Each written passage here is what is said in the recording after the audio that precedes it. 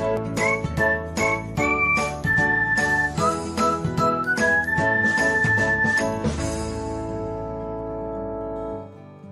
everyone, welcome back to another episode of Technologyglance. Today, in this video, I'm going to guide you through how you can disable Save Live to Archive on Instagram. So, let's get started.